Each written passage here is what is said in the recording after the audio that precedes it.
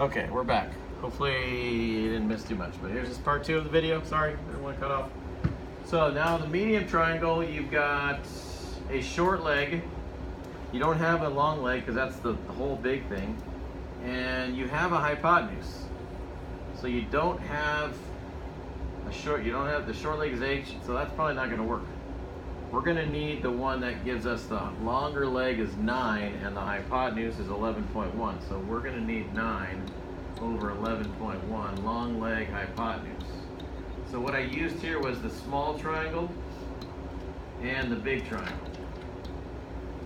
Why did you say you didn't use any? Because the medium one didn't have the long leg and I needed that long leg. I don't have it. The biggest one has the hypotenuse because that's the right angle here. So 11.1 is your hypotenuse. And then your longer leg, these are the two legs right here. So the long leg is 9. So you got your long leg and your hypotenuse. So you'll get 11.1 H equals 9 times 6.5. Let's see what that is. 9 times 6.5, 58.5. Divide by 11.1. So divided by 11.1, you get about 5.3. Here's 10. So you get H over 6.5 equals 9 over 11.1. That is 11.1, right?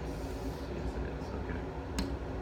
So let me just double check my math here. 9 times 6.5 and then divided by 11.1. You got 5.3 when you round it off.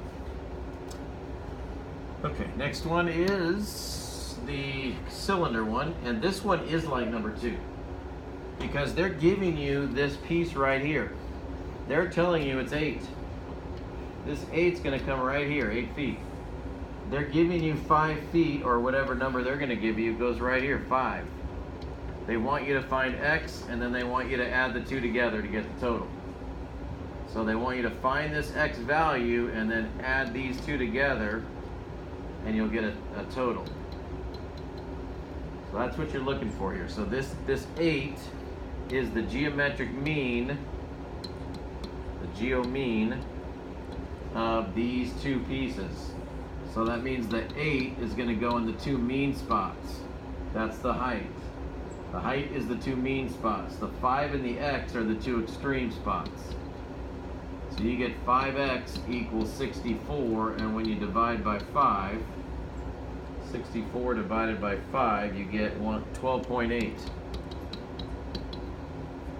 So this piece for X is 12.8, and then you add that to 5, the total is 17.8. 12.8 plus 5, the total height 17.8. Oh, nearest foot though, it says nearest foot. So that means it's about 18 feet. Close to 18 feet. So that's the cylinder problem. They're giving you the height, the altitude, so you're getting the geometric mean this time. And they're giving you one of the pieces, you gotta find the other piece and then add them together. You want the whole height of that silo, you gotta add the 2 pieces together. Okay, so that was, I don't know what number we are. What number are we on? 15. 50. That was 15? Yes. Okay, 16. Oh, I guess I could have looked up there. Okay, SOHCAHTOA problem here. So we're gonna use 61.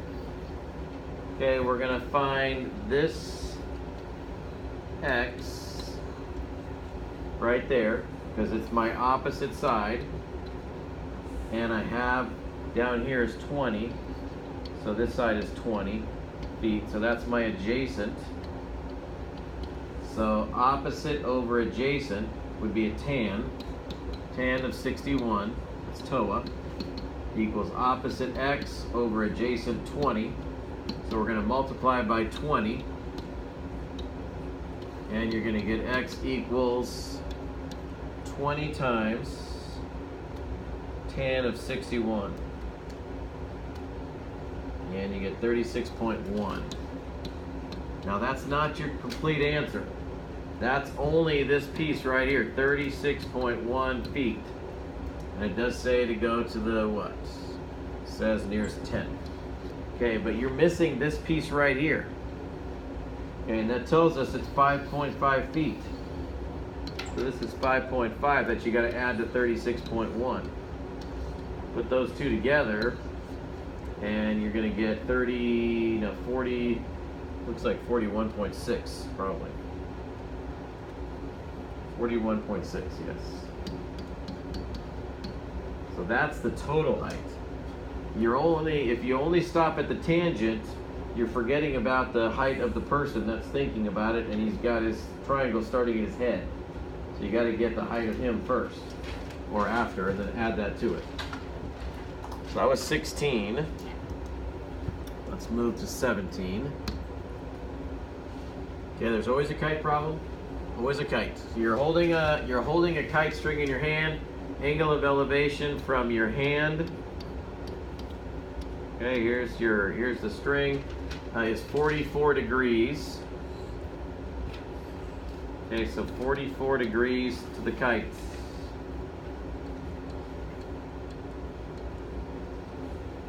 Okay, so there's your kite right there. And it says the distance to the kite is 250 feet. Okay, so 250 feet is the distance to the kite. It doesn't tell us how long the string is. Your hand is 5 foot above the ground. Okay, you're standing on the ground. This is 5 feet above the ground. They want to know how high is the kite. So again, you're going to be using opposite and adjacent.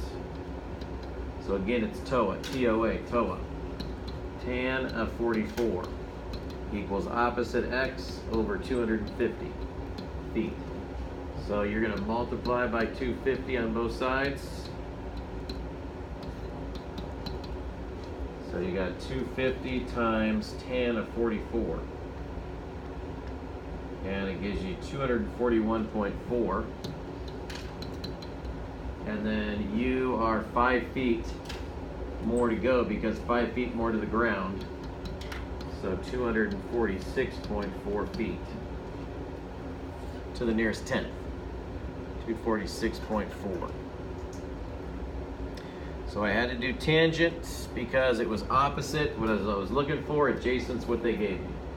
Opposite over adjacent's always tan, TOA. That was 17, 18.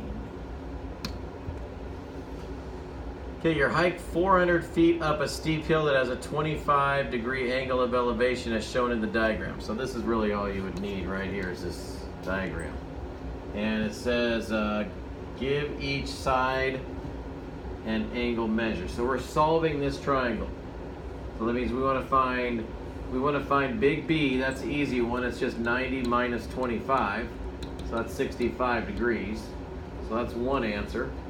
So you would put 65 in for big B right here. And then we want to find little a. We got 25 degrees. Little a is the opposite. And across from the right angle is your hypotenuse. So to get little a, I would use sine. Sine of 25 equals the opposite side a over the hypotenuse 400. It's always opposite over hypotenuse for sine. So if you want sine, you got to put the opposite side over the hypotenuse.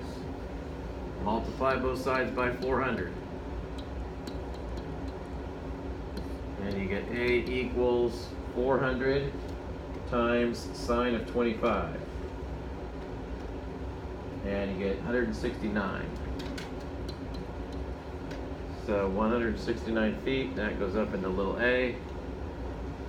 And then little b is going to be our adjacent side. And I would still use hypotenuse. So I would do cosine of 25.